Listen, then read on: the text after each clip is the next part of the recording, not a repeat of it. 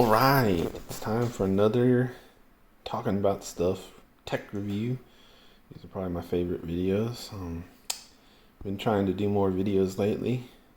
As always, it's kind of a process of if I have something I want to do a video on or not.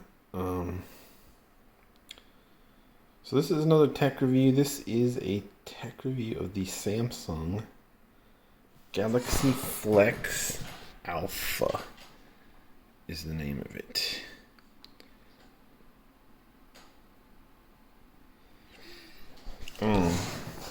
Or Galaxy Book Flex Alpha, I believe is the full name. It's a Samsung laptop. In case you didn't see, can you see the Samsung? Shoot, hold on. You can see here the screen is quite beautiful. But the backstory on this is just I needed another laptop. I had sold mine on the spur of the moment, and I just like to have a laptop around the house, even though I don't use it that much. I mainly use it for when I'm playing Destiny, and I'm trying to quit playing Destiny anyway. I mainly just would like to have a laptop on the coffee table for various like Destiny item manager and things like that, and just to look at YouTube and stuff while I'm playing Destiny. Not just related to the game, just whatever. Look at basketball score, whatever, you know. And I've been rocking Chromebooks lately. My last Chromebook was a Chromebook X2 360, I think it was called, or something like that. And I really liked it. I really like Chromebooks for my purposes. They're simple, they're update easy, they're secure, and I really don't do anything on my laptops but surf the web, so not having access to Windows isn't really a problem. All Windows offers to me mainly is more headaches, and the updates take longer, and another thing is bloatware. This laptop came with quite a few bloatwares, and I already took them off. A lot of them. You can see them. I think it's a McAfee. Is that red thing? They're pretty much bloatware.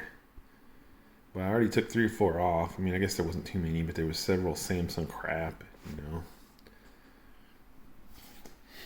Like I said, you don't really have to deal with that with Chrome. It's always the same and doesn't have bloatware.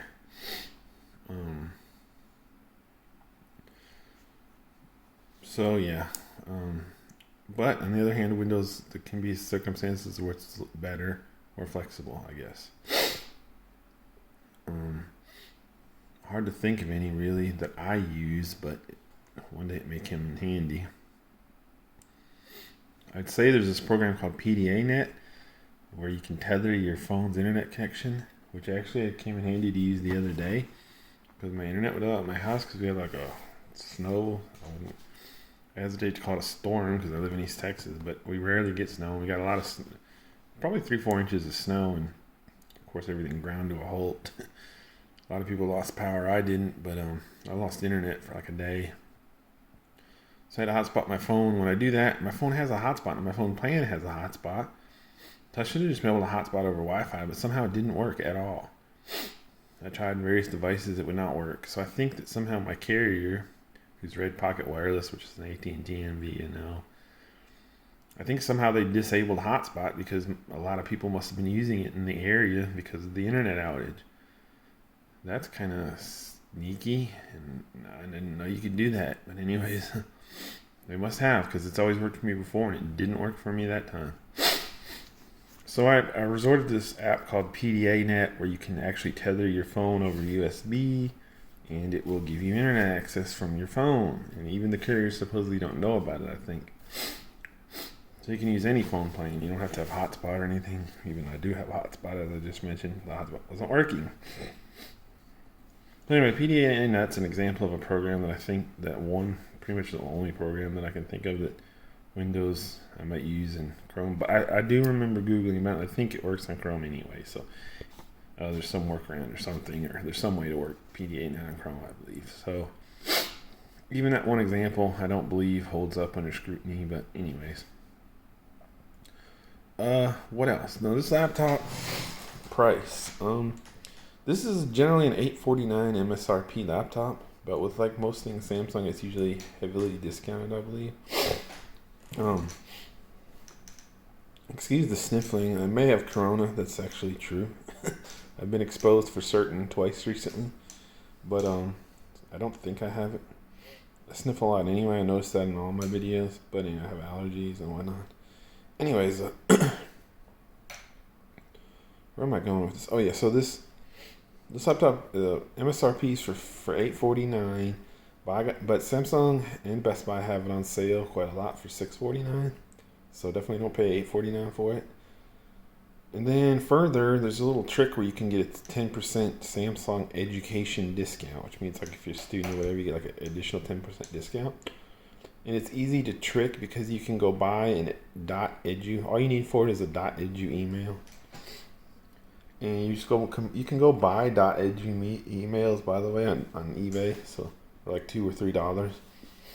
So do that, and you can like tie it to your existing account as well. You don't have to like make a new Samsung account. So I did all that, and so I got the Edu discount. Well, I already had that done. So I got another 10% off, which is another 10% of $650, $65. So I ended up paying $585 for this laptop, a little under $600. I mean, I looked at several others in this price range. I significantly kind of wanted the Acer Spin 713, and I probably would have got that, which is a really nice Chromebook. And it's a little cheaper. I think it's on sale right now for $529. I really like the Surface Laptop Go, believe it or not, even though that one's been poorly reviewed. The i5 version, at least I've seen it on display. The i5 8GB version. Really like that. Probably should have got one of those because honestly, I don't love this laptop, but it's fine. The Surface Laptop Go is generally $700, but it was on sale not too long ago for I think $599 for a couple days or something. I should have got it then probably. Actually, between this and the Surface Laptop Go, I love the Surface Laptop Go build quality and form factor and stuff. I don't know why it just grabs me. This laptop just doesn't. But the screen on the Surface Laptop Go is probably not as good. It's not as bright, I believe, technically, according to the specs. Anyway, so if you don't know me, I probably mentioned it in every video. I'm a screen stickler, which means I have to have a nice screen on my laptop. Well, of course, not have to, but if I'm purchasing one, probably, and especially the brightness. I especially am like OCD about having a screen that's pretty bright. And this definitely fills that niche. So for me, I'll sacrifice big specs. Like I could have gotten, for $600, you can get like probably a Ryzen or a 16 gigabytes of RAM, because this is only the i5 8GB RAM version. You can do that. And you can easily get that but you're gonna get a 200 nits is the measurement of how bright a screen gets. And I would say the standard screen is like 250 nits. And to me, that's a little dim. Like you have to put it on max brightness, and I'm still wanting to turn it up more. For most people, it's more than fine, but most people don't care about the display. Like I said, I'm an outlier in that regard. Or they don't care much. As long as it's okay, they're good with it. So they'll go for the bigger spec laptops. But for me, I need the really nice display. All the laptops I looked at have a really nice display, including this one. So just to let you know of main reason why I bought it. One of the main reasons, and why I looked at like the Laptop Go that has a very nice display. I need something that's at least 300 nits, and it's 300 to 400 nits is the standard for a nice display, like an iPad or something. iPad's actually 400 nits, but this one is actually a really nice display. It's what's called a QLED, and that's like I don't know all the technical details, but it kind of like makes it more colorful, I guess. And it's a technology that Samsung's had in their TVs for a while now, but they never had it in laptops until this line here, which I believe this came out about a year ago originally. It's about a 1 year. I think it was probably early-ish 2020 or so.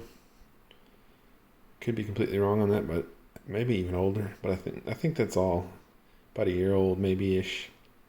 So it's not like exactly a spring chicken anymore. Probably about to be phased out. I don't know.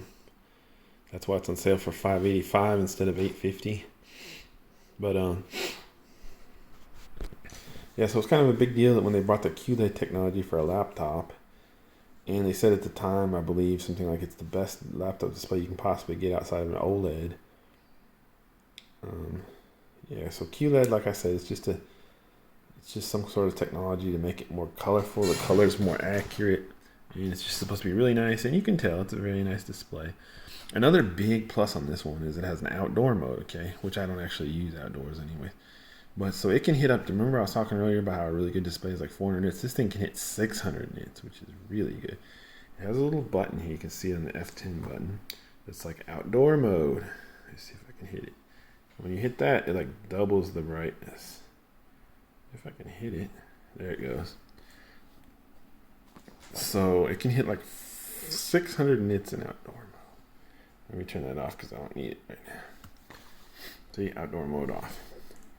So it can really go way brighter than even most bright laptops, which I really like, even though I'm not a big outdoor user. Paradoxically, I like really bright displays and way more brightness than I'll ever need. And this has both of those things. I thought, before I bought it, I thought the outdoor mode was just a toggle, like it just sets it to 600 nits max brightness. And only when normally, I think it's normally a 300 nit screen, which is still pretty darn bright and probably bright enough, like I said. Like I said, a normal quote unquote screen is 250 nits, so that's like 20% more than a normal screen, you know. But even though it's less than the 400 nit standard, which I believe is the next kind of standard. But anyways, point is, in 300 nits mode is good enough for me. It's plenty. I thought the outdoor mode was just a toggle where it just automatically like went to max brightness, but no, you can adjust the brightness even in outdoor mode. It's just always like double what it used to be. So like probably if you adjust the brightness manually to like 200 nits and then you hit the outdoor mode, it'll be like 400 nits, and you can still turn it down further from 400 nits, you know. So that was just interesting because I didn't know that before I did it. I thought it was a toggle. But it is a toggle, but you can still adjust brightness in it. But I'll probably never really use that mode, but it's nice to know it's there. It's nice to know it has extreme brightness if needed.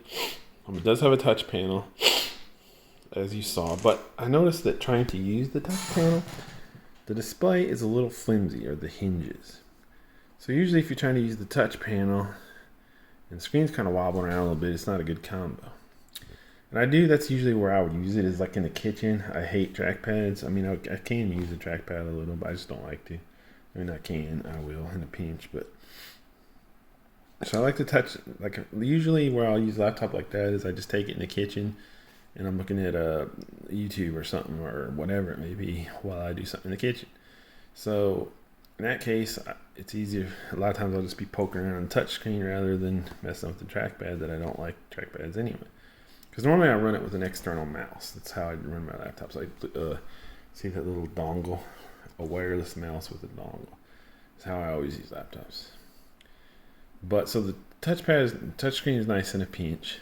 And it's also 2-in-1, so you can flip it over and use like a tablet. Now that though, 2-in-1s I find it's nice to have, but you never really use it that way because they're very heavy and stuff.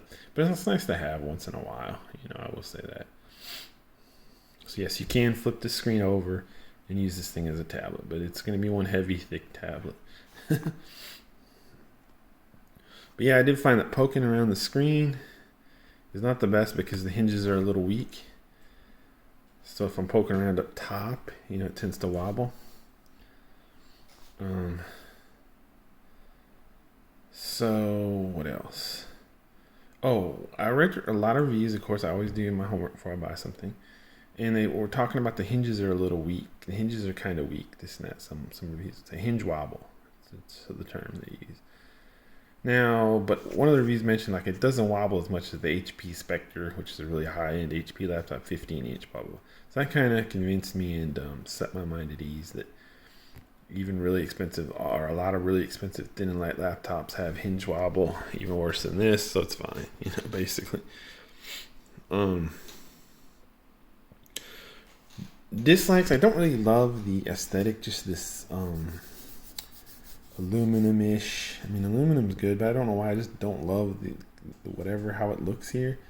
Not a big deal, but you know, like I mentioned, I really like the Surface Laptop Go, for example. Don't ask me why, it just strikes me. And this one just doesn't. This one seems kind of lackluster or boring looking to me. but it's pretty thin and light, as most laptops are nowadays. It's the i5, and I think it has 256. Yes, it has 256 storage. i5, 8 GB RAM. 8 GB RAM was actually almost a little dicey on a Windows machine. Like I was thinking, is that gonna last? But I think it will. It will. I check Task Manager sometimes, and I'm usually at like anywhere from 55 to 60, low 60s RAM percentage, just running like 6 or 7 Chrome windows and such. My typical usage, so that's fine. I'm at low 60s, 63% or something like that RAM usage. And that's my typical usage. So there's a good amount of headroom there.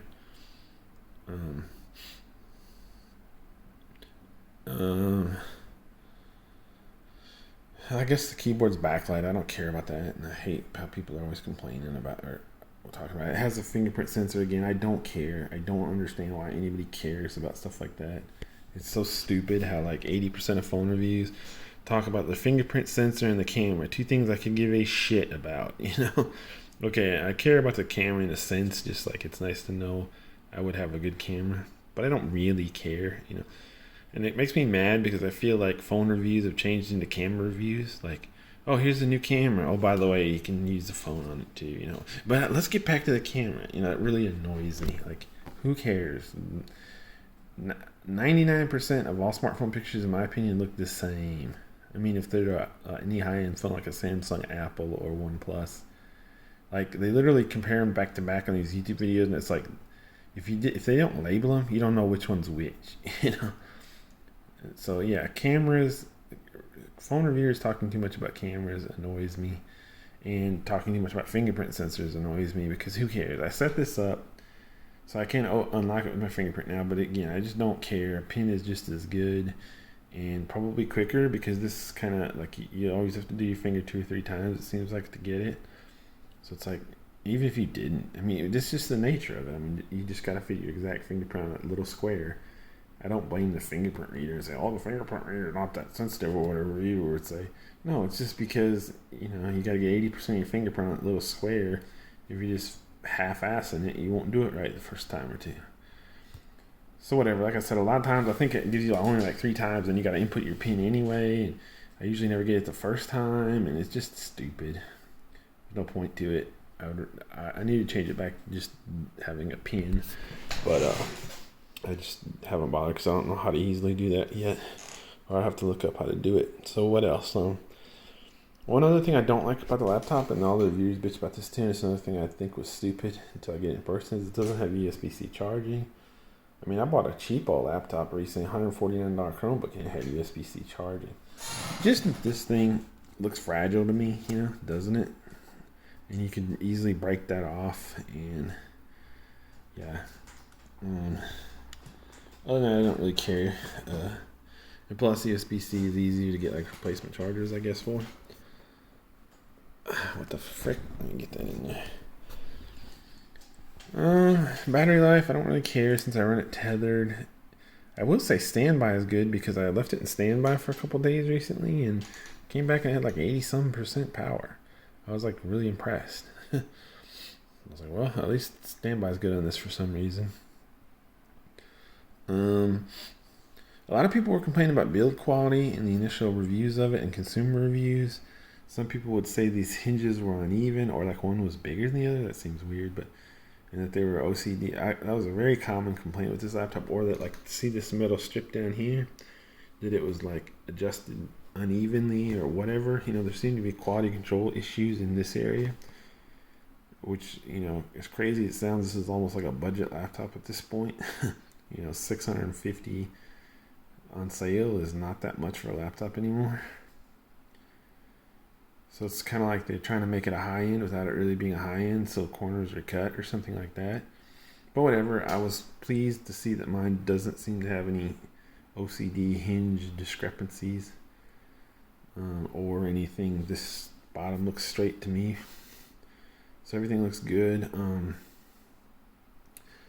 At first, I was kind of disappointed in the speakers because they're like underneath the thing. So I thought that was going to be a problem. I know some reviews mentioned that negatively too. But actually, the speaker's fine. Like I said, compared to my typical Chromebooks, it's fine. has a pretty full sound in my opinion. Now again, compared to like a Dell XPS or $1,000 laptop, it's not going to be great. But for me, it suits my needs just fine for a laptop speaker. Like I said, the sound is pretty full to me. It's not real teeny. So I think it's fine. It's not awesome, but what did you expect for a thin light laptop? The fact that it's underneath doesn't really seem to affect anything. On a table, it works pretty good. I think the table probably actually helps the sound like resonate better or something. So yeah, this review is already 20 minutes. I don't want it to go too long. I recommend this. At the end of the day, I was thinking, should I return it, whatever, which I probably won't because it'd be a big pain to return from Samsung. But I will say one thing. The deal I got was also, it came with a free 256 gigabyte UFS card, temporary deal, whatever.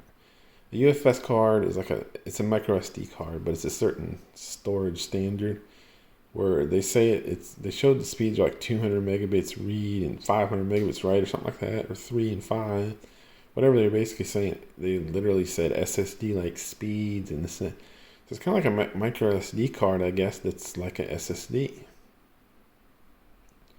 So it has 256 storage on board. I don't really use storage because all my laptops, I just said I like Chromebooks. It's because I don't really use storage. But I did like the fact that, hey, I got a high quality 256 gigabyte SD card with it. That's a nice little add-on. But they first said when they first sent me that, something about we're out of them right now. We're going to send you one as soon as we can or something.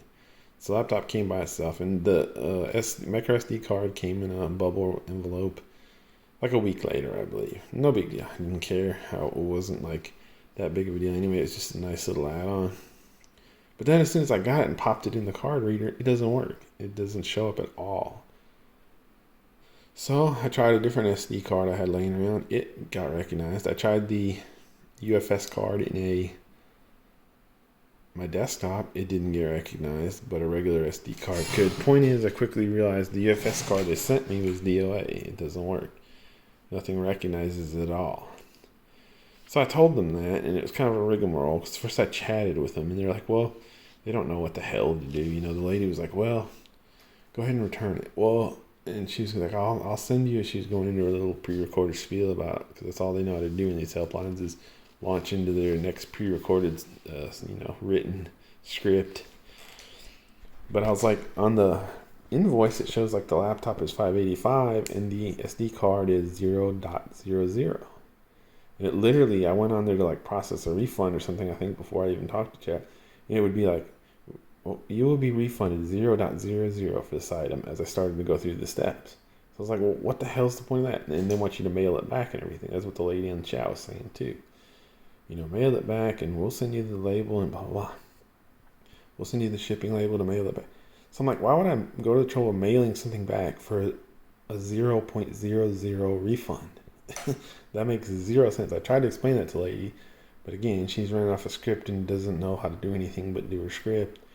And if you try to tell her anything different, she gets, what do you mean you don't want a refund, sir? Well, so then she connected with somebody else who actually was American, knew what the hell they were talking about.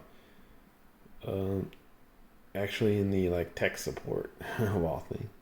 And they told me, oh, we'll do a warranty claim. So that made a lot more sense. Okay, now I can just all I wanted was for them to send me another SD card that works, But it wasn't worth too much trouble to me either. And the guy was like, oh, we'll process a warranty claim. So that made sense. Okay, we'll get you another one, whatever. He's like, take pictures of the front and back, send it to this email, the defective SD card, do this and that. So I did all that, and then but it's still a pain in the butt because it turns out they still want me to email or mail the original SD card back. I'm not sure I'll go to the trouble of mailing it back. The 256 UFS card has an MSRP of $59.99. I don't know what the actual street price is. I think only Samsung is making UFS cards so far. They're like new. So I don't know if it's worth it, especially since I don't really care. It was a nice add-on, and I wish it had worked from the beginning, and then I would have been a little happier with everything. So there's that. Like I said, we're at the step now where they got to send me the label, and I'll have to send it back, and then they should send me another one. But I'm just debating if it's even worth the trouble to send it back. But anyways, because I don't really feel like finding a mailer and getting postage and going to the actual post office, probably I can probably figure out something. Anyways, we have a little box around here or something. I don't know. I do not have any bubble mailers other than the one that came in, maybe. If that, I'm sure I threw it away right away. Anyways, so what do I think of the laptop? I don't love it. I feel like it does feel fragile and flimsy, I will say, from this little thing. This thing's really tiny, and you feel like it could snap off, to the hinge wobble thingy, which, like I said, the review said it, like some other expensive laptops have it worse than this one, so I'm not worried about it. It's not bad. I probably wouldn't have even noticed or cared if it hadn't been mentioned in reviews. I don't love how it looks. I'm not in love with this laptop. But having said that, I do like it. And the main thing I like about it, it's fast.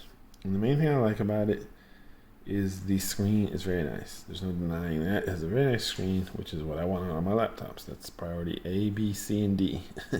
That's not true, because it also needs to have a basic level of decent speed, but this does. I will say, I run this program most of the time, like I was saying, or this web app called Destiny Item Manager. You can see it right there. It's a pretty heavy app. It causes my Chromebooks to not wake up from sleep a lot, I've noticed, and I narrowed it down to that app because it's always open on my laptop. It has a lot of issues, and it's pretty heavy performance-wise too, believe it or not, for just like some sort of basically glorified Flash page kind of thing. It's pretty rough app, I guess, on laptops. And I noticed that when this one was coming out of sleep a couple times, everything would be kind of like dead. Like the tabs would come up, but they would just be like blank. I don't know, it was weird. I had to move my mouse around and hit my keys and for a minute or two, if I remember, before the pages would fill in on the different tabs. Like they'd all be blank. I could switch from tab to tab, they'd all be blank. So that was weird. So I immediately didn't know if it was like a Windows problem or what. And that's another thing I'll say negative about Windows. You never have to worry about that with Chrome. It's pretty much never a Chrome problem. But with Windows, you never know if it's a software thing or not. But I updated all the drivers to the latest thing with the Samsung because it seemed like it could be a display driver, I believe. And I think that the problem pretty much went away. I think it I still had a little problem of unresponsive tabs on waking up from sleep like once or twice after that. Not the exact same thing, but like where it wasn't like immediately responsive kind of. But who knows? I would chalk that up mostly to the Destiny Item Manager tab because I know it's been known to cause weird behavior in my Chromebooks and problems waking up from sleep and stuff. So, I'm not worried about it really, I guess, to say. Oh, one reason that I was a little worried though was because for some reason with this metal frame, I kept zapping. It was, I like get up and touch it, pop. It's not real bad, but it snapped me a little bit with static electricity. I don't know what it is, but I swear I'm like cursed with static electricity problems. Because a lot of times when I get out of my car or anything, especially when it's cold, of course, when it's cold, it happens a lot. A lot of times I'm just always getting popped with static electricity. I hate it. Like I said, I swear I feel like I'm cursed with static electricity sometimes. So it's like a personal problem, but it's also like certain shirts I wear, I think, and then like my couch, I guess. I kind of have a newish couch, and I don't know, it's like a kind of a leatherish coating, but somehow it's causing static electricity too when I'm moving around there, I guess, which is where I am when I'm using the laptop. Sometimes I'll come out of another room, touch it, and pop, not bad. It's not a bad static shock, but a little zap. Shit, I hate it. Like I said, it happens to me everywhere to an extent. But it hadn't happened to me on other laptops though. Just this one. Partly is because I'm always going right for the fingerprint reader. First thing I touch is something metal and zap.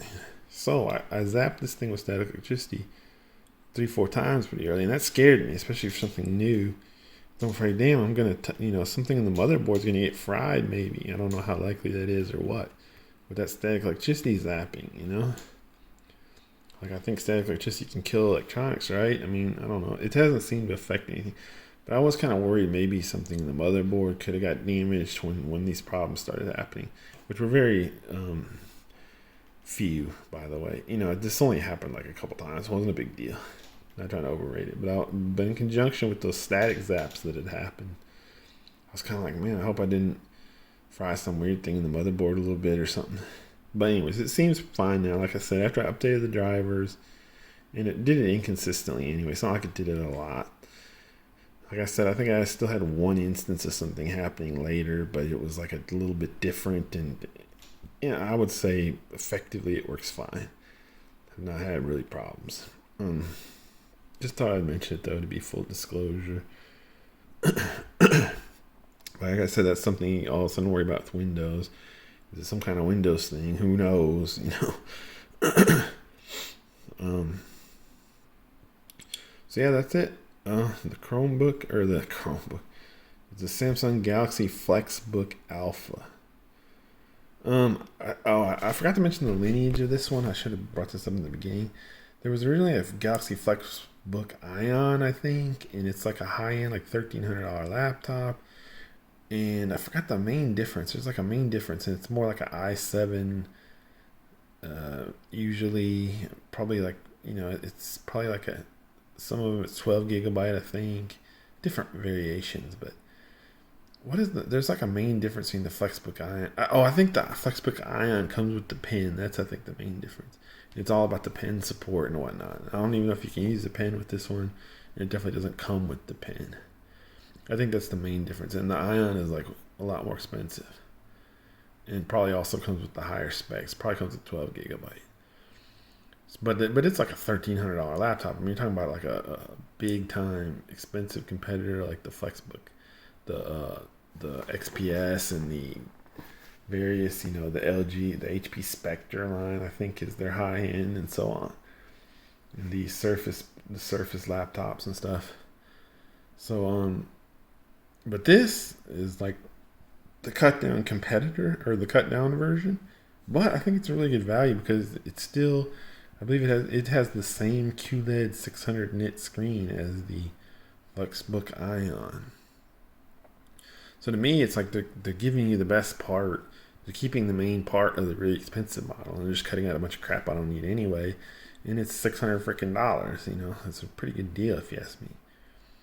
Supposedly this screen is like pretty well unmatched, but I don't notice it that much. I mean, I can tell it's a nice screen, but I don't sit there and go, oh my gosh, it's like twice as good as any other screen I've ever used. It's just a nice screen to me. It's not like, it might be like 10% better than other nice screens I've used, but it's not anything huge, So yeah, I mean, I would be perfectly fine with a normal 400 nit screen, As I said, it's like a 5 or 10% better. Somebody mentioned I love the screens on MacBooks when I go in Best Buy and look at them in the display, because I've never owned one. I mean, they are gorgeous. And somebody was saying like this screen they put next to their MacBook, and one of the reviewers actually, so it wasn't just a Yahoo, and it was sharper and more colorful or whatever, something like that. So that really impressed me, because I'm really impressed by screens in MacBooks. So if this screen is supposedly even better than the MacBook screen, that's very good.